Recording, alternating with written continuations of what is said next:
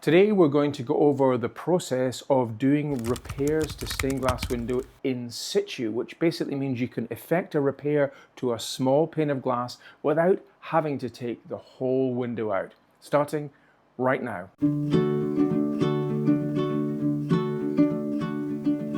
So let's begin with the tools and equipment that you'll need in order to do repair work, starting with a glass cutter.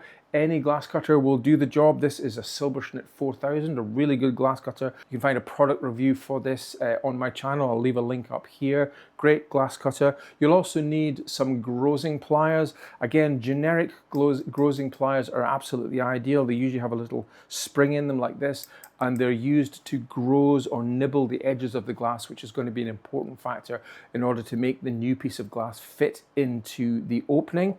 You're also going to need a stop-in knife, or you can use any sort of blunt blade like a screwdriver or something similar. You're also going to need a lead knife. Now I tend to make my own lead knives from window scrapers like this. You may be buying a professionally made lead knife, something like that for example. Anything like that will do the job, because essentially you're going to need to sort of manipulate the lead a little bit, and having a lead knife is going to be part of that process. You're also going to need some polishing brushes. Now these are just shoe polishing brushes. I usually keep a couple of these in my toolkit wherever I go, because it really does help you to polish the lead back down and to make everything look nice and neat after you've effected the repair. You're also going to need some putty. Now, putty normally comes in this kind of putty color here, which is a sort of off-white, but I tend to darken my putty down. So you can see this little soft putty here is completely darkened down. How do I do that? Well, I tend to use this product here, which is a Black & Stove Great Polish. A little squirt of that into your putty, mixing it all in together, you end up with a nice little lump of putty, which is going to be ideal. The reason we darken down the putty is because if you were to use the virgin color of putty, which is this off-white cream color, it tends to be easily seen around the edge of a repair. You get this white band of putty round a repair, which doesn't ever look great. It's much better to darken down the putty in order for it to blend in with the lead work around it. And hopefully the idea is to try and make a seamless repair that you don't really see as a repair. And key to that is having some black putty in your toolkit. The other couple of things I would suggest you get is a pair of gloves, just to protect your hands when you're working with lead, and also, very importantly, a pair of safety glasses. These are going to be really helpful. Any fragments or shards of glass can be blown around where you're working and can end up in your eyes if you don't protect yourself. So always, when you're doing in situ repairs, wear a pair of protective glasses. These are the tools that you're going to need to do a great job. Let's show you in practice how we use those tools to effect a nice, clean and tidy repair. So here's our panel, and we're going to replace this particular pane of glass here. The reason we're replacing this piece is because the client wants a small inscription installed into the window here as a memorial. So we're going to remove the existing pane of glass and pop this new piece of glass in position. Let's start with our lead knife. What we're going to do is very carefully push the lead knife in and underneath the lead matrix very gently. This is the time where you have to be super careful not to let the lead knife slip. Try and keep your hands out of the way, especially if you're applying any pressure with your lead knife. So I'm going to introduce the lead knife underneath the leaf of the lead here and very gently begin to prise it up. We're just bending the lead back, hopefully to about a 90-degree angle, so we're exposing the heart of the lead as much as possible. Let's use our stopping knife now, again to get under the lead and very gently lift it up.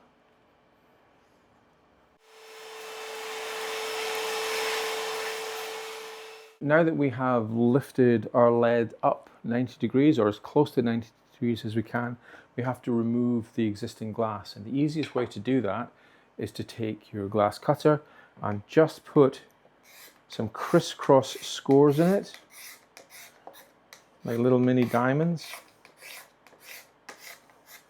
This is where wearing safety goggles is going to be important. So I'm now fracturing the glass along the score lines, carefully removing all of the damaged glass as we go. So after the glass has been removed, take your stop-in knife and go round very gently, removing what remains of the cement, the leaded light cement. But just take your time and clean out that lead rebate as much as possible before we introduce our new piece of glass. You do find the corners are particularly difficult to fish the glass out of, but do persevere. Don't use a massive amount of force. If you're finding you're using a lot of force and your hands kind of shaking, just stop, because you're going to slice yourself. Because when you're using that much force and it slips, as knives often do, you can cut yourself. So try to ensure that you're keeping your hands out of the way of the blade as you're doing the repairs. So I've pre-cut this piece of glass, which should be about right. What I essentially do is I lay my glass above the space that I'm going to cut, and I can see where the edge of the lead is all the way around. And I'm essentially going to very carefully cut my glass so that it is still gripped by the lead, but isn't so large that it can't fit into the space that we've created.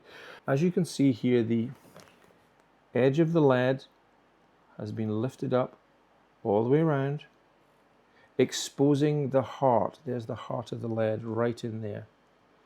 And essentially we've got to cut a new piece of glass that fits into this available space with just a couple of mil going into the lead flange, enough to actually hold the glass in position. So you can see there's a little gap between where the lead begins and where the heart of the lead is. So I introduce my glass, and I can still see the areas that I need, and I'm going to essentially very carefully cut my glass to shape, running along the heart of the lead like this.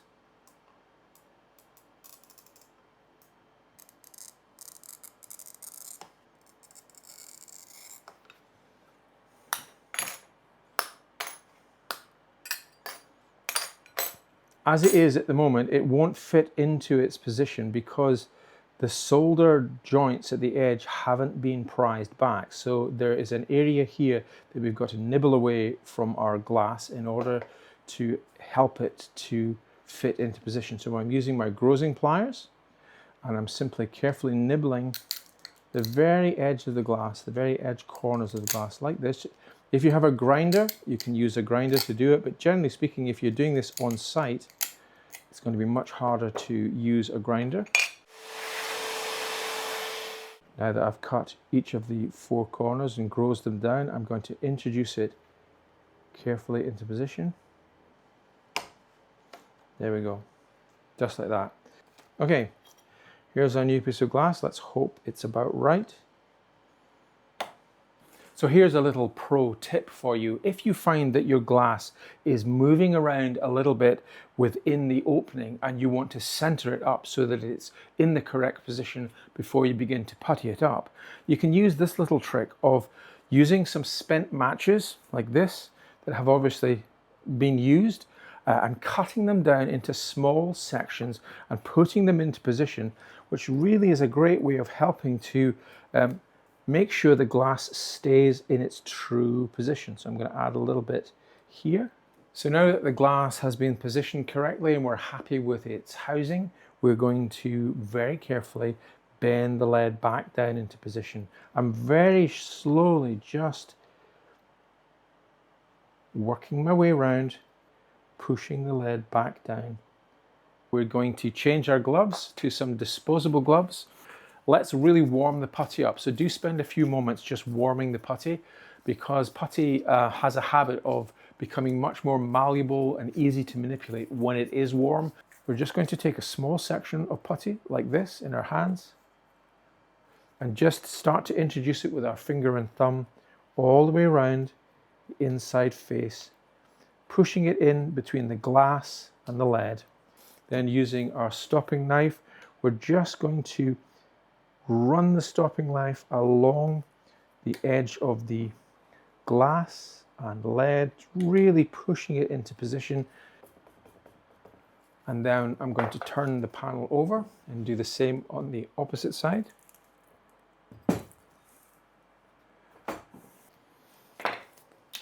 And again, giving it a good brush down.